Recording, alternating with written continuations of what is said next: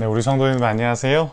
오늘은 4강 유대인에 대한 복음 전도를 가지고 이 주제를 가지고 우리 성도님들과 함께 초대교회 복음 전도 네 번째 시간 보내도록 하겠습니다. 강의 한 1페이지를 한번 보시겠어요? 기독교의 복음을 민족주의적인 관점으로 보자면 한 유대인에 관한 좋은 소식인 거죠. 왜냐하면 예수님께서 유대인의 몸으로 이 땅에 오셨으니까요. 그런데 초대교회 성도들은요, 기독교의 복음을 민족주의적인 관점으로 보지 않습니다. 이스라엘에 국한된 소식으로 보지 않고요.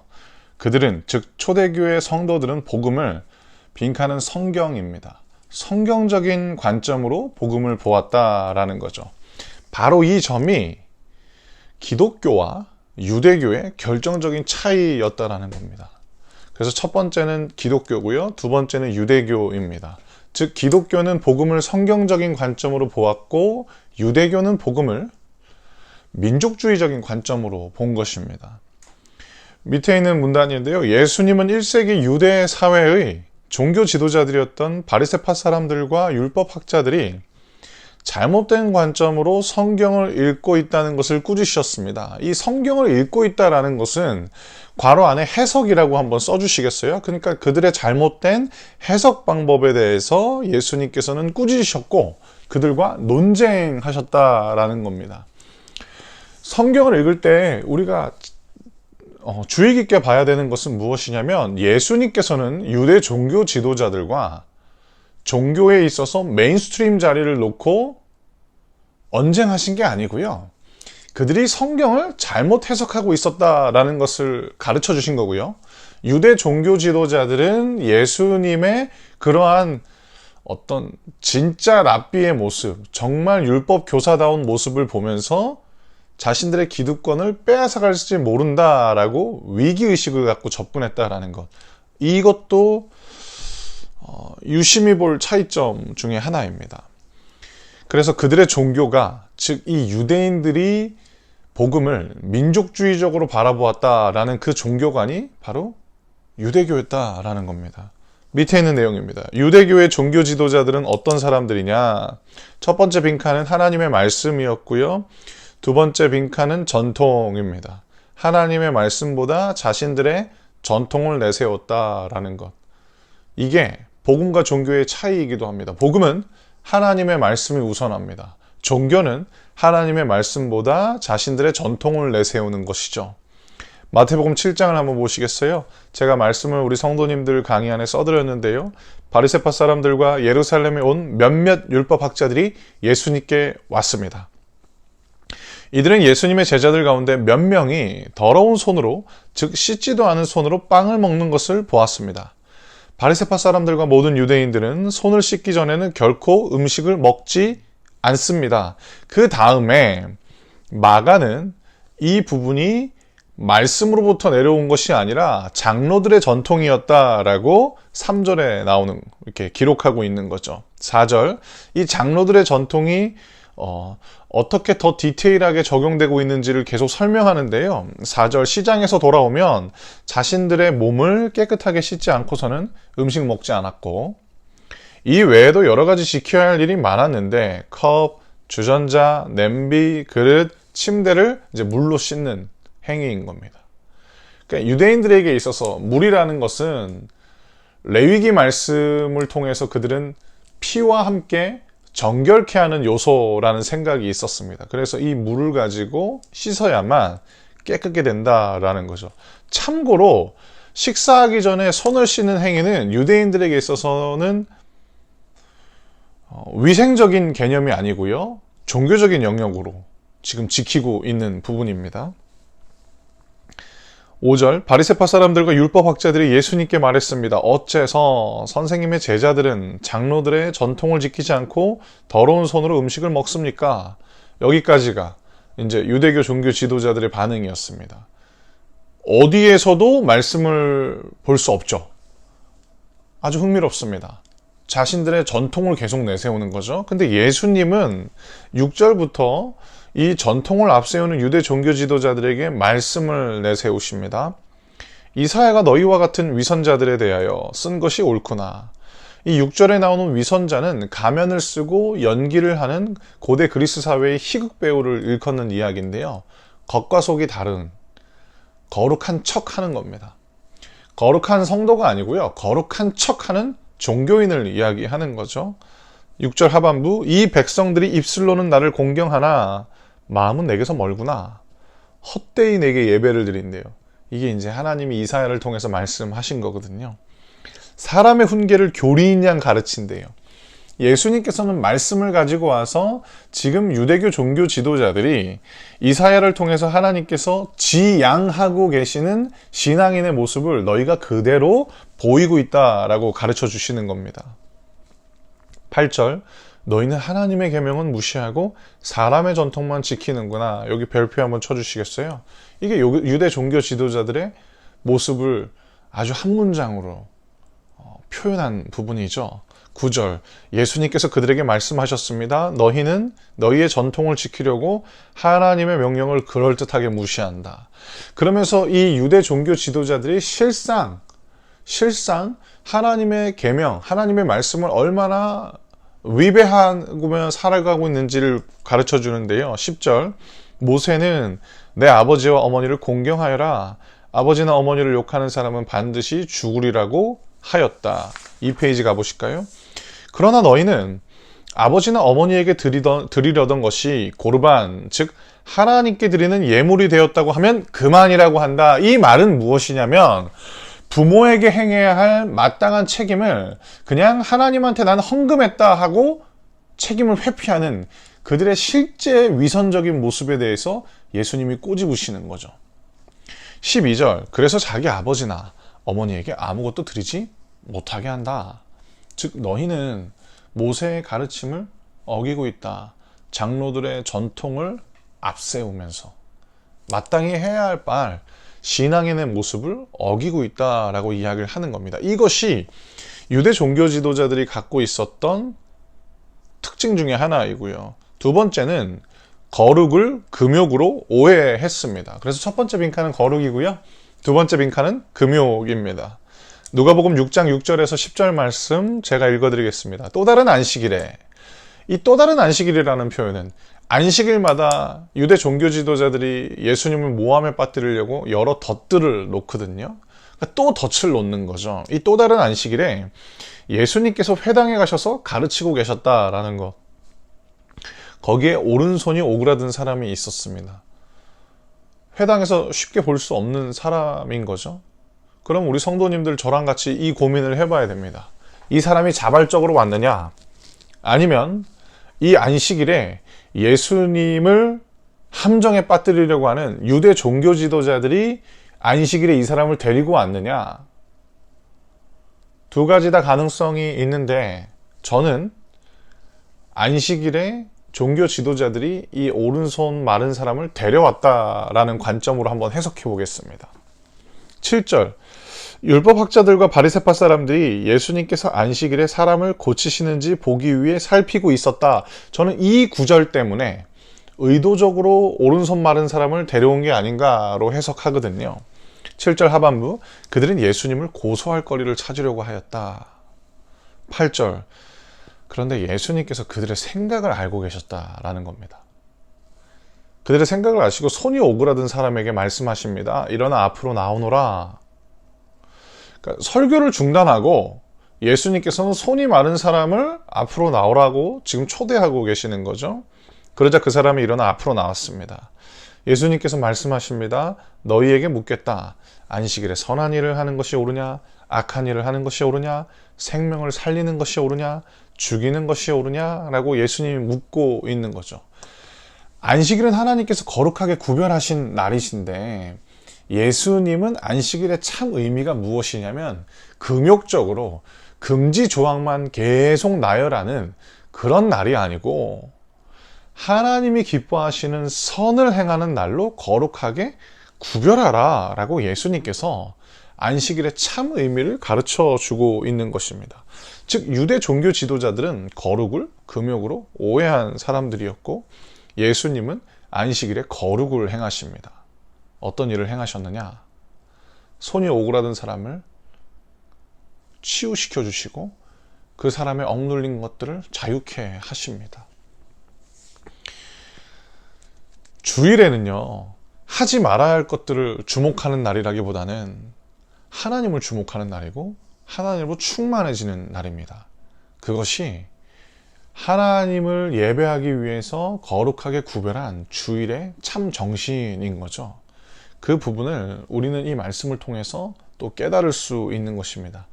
주일에 하지 말아야 될 것들에 대해서 묵상하시기보다는 무엇을 해야 할까?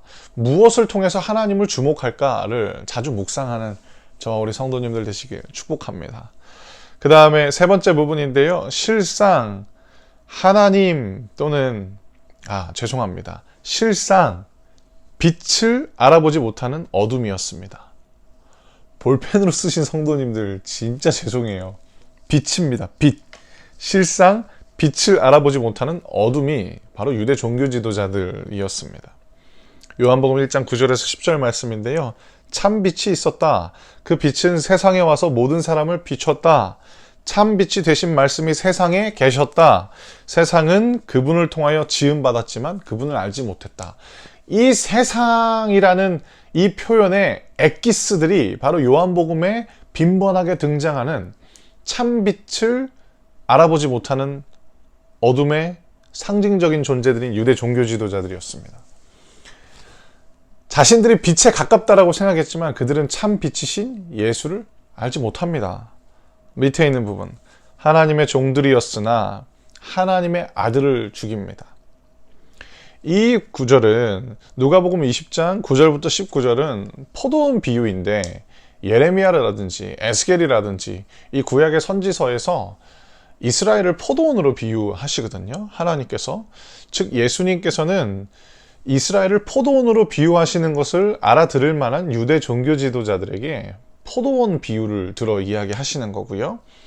누가복음 20장 1절을 보시면 예수님께서 성전에서 지금 말씀을 가르친다라는 배경이 나옵니다.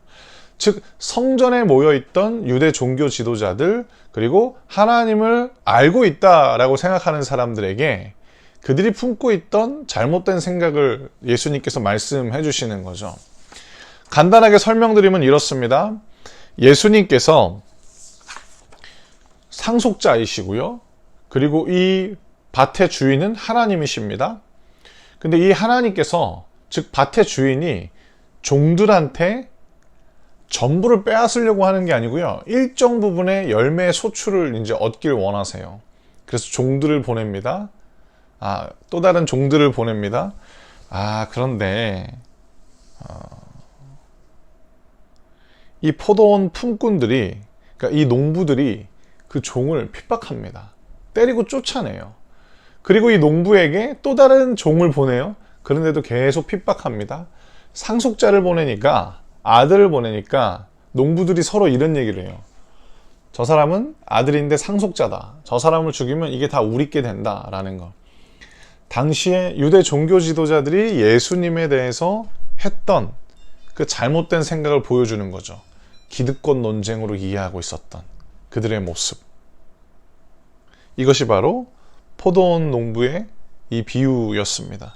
그래서 그 유대 종교 지도자들은 하나님의 종들로 부름받았으나 하나님의 아들을 죽인 자들이었습니다. 그래서 3페이지 중반부 보시겠어요?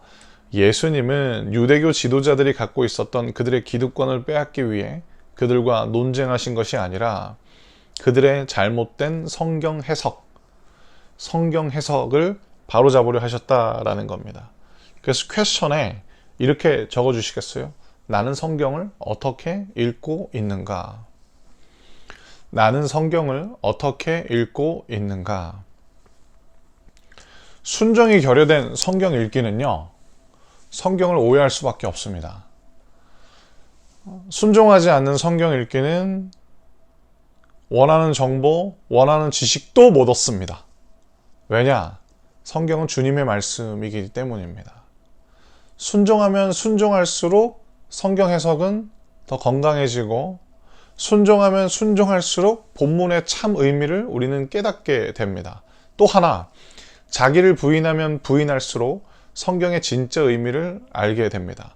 우리 성도님들 큐티 하실 때요, 은혜 받을 만한 말씀, 또 감동이 될 만한 말씀을 찾는 것도 당연히 중요하죠.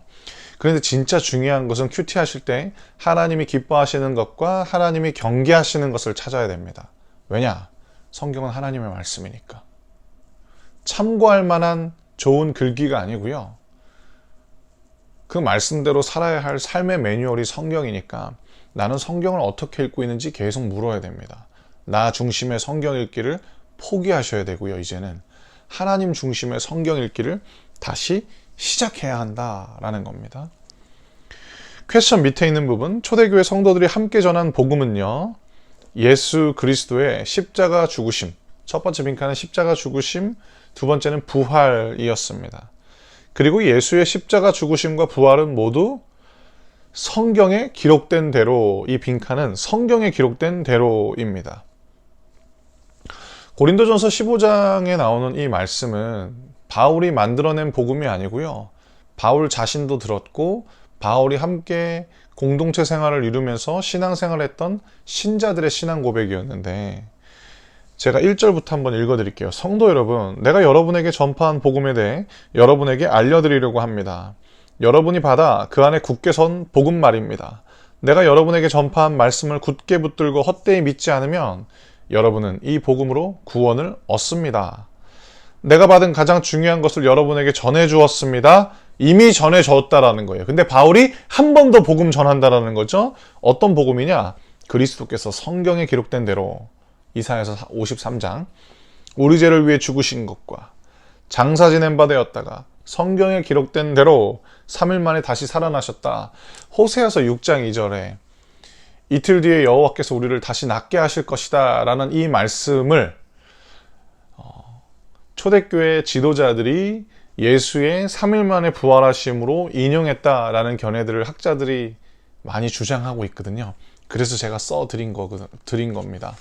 즉 한마디로 초대교회 성도들이 고백하고 증언하고 전파했던 복음은 성경대로 십자가에서 죽으셨고 성경대로 3일 만에 부활하셨던 예수 그리스도 자체였다라는 겁니다. 즉 예수의 복음은 성경에 기록된 대로였습니다. 그리고 밑에 있는 부분 한번 보시겠어요? 4페이지 8절의 그 밑에 있는 부분, 예수님은 자신이 전도한 제자들에게 성경을 어떻게 읽어야 하는지 가르쳐 주시는데요. 볼드체만 제가 읽어드릴게요.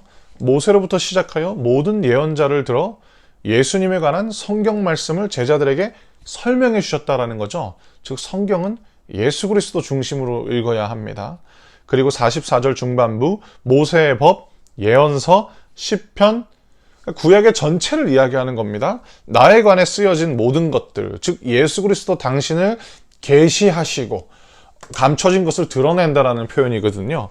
계시하신 그 모든 것들이 이루어져야 한다라고 제자들에게 말씀하십니다. 이것이 올바른 성경 읽기입니다. 예수가 결여된 성경 읽기는 잘못 읽고 있는 것이다 라는 걸 알 수 있는 거죠.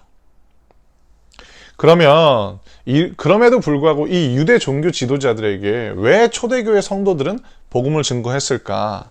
유대인에 대한 복음 전도의 시작인데요. 그 4페이지 하반부의 빈칸은요, 예수님의 명령이라고 써주시겠어요? 예수님의 명령. 예수님의 명령 때문에 복음을 전하기 시작했습니다. 대표적인 지상명령이죠. 마태복음 28장 말씀은요, 예수님께서 온 열방으로 제자들에게 예수를 전하라 라고 말씀하셨고요. 아버지와 아들과 성령의 이름으로 세례를 주라 라고 말씀하셨습니다. 이 말씀을 기점으로 초대교회 성도들은 점차 우리에게는 익숙한 용어인데 삼위일체 신앙에 근접해 가는 겁니다. 성경에는 삼위일체라는 용어가 직접적으로 등장하지 않지만 삼위일체를 연상하게 하는 여러 구절들이 나오는데 그 대표적인 게 바로 아버지와 아들과 성령의 이름으로 세례를 준다라는 이 말씀이죠. 그리고 예수님께서는 20절에 지상명령을 전하면서 제자들에게 약속도 주십니다. 내가 너희와 세상 끝날까지 함께 있겠다라는 것. 예수를 십자가에 못 박아 죽인 유대 종교 지도자들에게 예수 그리스도를 전한다라는 것은 엄청난 심리적인 압박이 있었을 것입니다. 오늘날 우리가 만나는 안티크리스천들과 비할 바가 못 되는 거죠. 왜냐하면 신명기 21장을 근거로 유대인들에게 예수는 나무에 매달려 죽은 저주받은 인생이었거든요.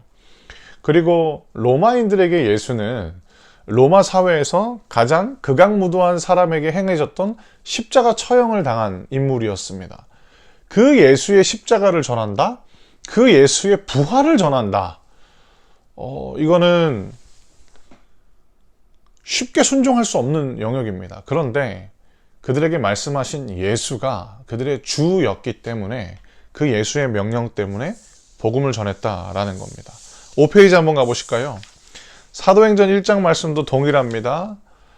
주 대신 예수께서 부활하시고 승천하시기 직전에 남기신 말씀 8절만 제가 읽어드릴게요. 사도행전 1장 8절인데요. 다만 성령이 너희에게 오시면 너희는 권능을 받아 예루살렘과 온 유대와 사마리아와 그리고 땅끝까지 가서 내 증인이 될 것이다 라고 말씀하셨고요. 예루살렘, 유대, 사마리아, 땅끝 이 순서대로 복음 전파되는 역사가 바로 사도행전입니다. 그래서 예루살렘은 예수 처형의 도시가 아닌 예수 교회의 탄생이 되는 도시로 바뀌게 되고요. 그리고 유대의 복음이 전파되게 됐다라는 겁니다. 무엇 때문에? 예수의 명령 때문에. 그래서 기독교인이 유대인에게 복음을 전한다라는 이 의미는 우리 성도님들 제가 방금 설명해 드렸던 그 당시에 예수를 전한다라는 게 어떤 의미인지를 생각해 보시면서 읽으시면 되고요. 두 번째 문단을 한번 보시겠어요? 기독교인이 유대인에게 복음을 전한다는 의미의 두 번째 문단. 그런 유대교 지도자들과 유대인들에게 예수를 전한다는 것은 기독교인들에게 중요한 결단이 필요했습니다. 예수 그리스도 때문에 그들이 살고 있는 사회에서 첫 번째 빈칸은 미움받을 용기가 필요했어요. 미움받을 용기와 내 삶의 주인이 예수 그리스도이기 때문에 예수님의 명령을 내 삶의 이유와 목적, 첫 번째는 이유, 목적으로 삼는 것이죠. 그래서 이들이 복음을 전했습니다. 예수님은 누가복음 6장과 그리고 6페이지 한번 보시겠어요? 요한복음 15장에 복음 전하면 너희들 세상으로부터 미움받을 거야 라고 미리 말씀해 주셨습니다. 그런데 예수님께서 이렇게 미리 말씀해 주시면서 초대교회 성도들이 왜 미움받는지 이야기해 주시는데요. 예수를 싫어하기 때문이다 라고 말씀해 주십니다. 그래서 6페이지 중반부 보시면 유대교 신자들이 예수님을 알지 못한 이유는 예수님을 보내신 하나님을 알지 못했기 때문이라는 것을 우리가 알 수 있는 거죠. 초대교회 성도들은 확실히 미움을 받았습니다. 예수를 전한다라는 이유로 그들은 박해받았고 미움받았는데 그럼에도 불구하고 우리가 잊어서는 안 되는 중요한 사실은 무엇이냐? 복음을 통해서 교회에 생명이 유입되었다라는 겁니다. 교회는 예수 생명을 전했고 예수 생명을 선물 받은 자들이 교회로 오게 되어서 예수를 따르는 제자 공동체가 점점점 확장되었다라는 것이 사도행전 말씀입니다. 한 간증만 하고 이제 마치려고 하는데요. 제가 대학교 다닐 때 저는 총신대학교 신학과를 나왔는데 지하철에서 제가 칸을 이동하면서 전도를 했던 적이 있어요.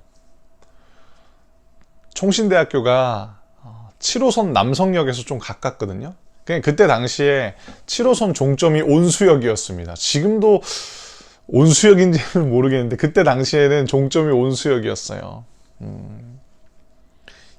3분 메시지를 준비했는데 점점점 시간은 줄였고요. 칸을 이동하면서 이제 복음을 전했습니다. 따가운 눈초리도 많이 받았고요. 그리고 조롱, 욕설, 정말 사람처럼 안 보는 시선도 받아봤습니다. 그런데 흥미로운 건 듣는 사람은 꼭 있었습니다. 그리고 제가 지금도 기억에 남는 장면이 있는데 제가 복음을 전했을 때 한 여성분이 작은 포켓 성경을 읽고 계셨는데 제가 복음을 전하자 미소를 지으시면서 성경을 덮고 중보기도를 해주시더라고요. 복음은 그렇게 전파되는 겁니다. 예수님 때문에 세상에서 받는 그 미움, 우리는 예수의 사람이기 때문에 기꺼이 받습니다. 그러나 복음은 그 미움보다도 훨씬 더 영향력이 큽니다. 그리고 선합니다.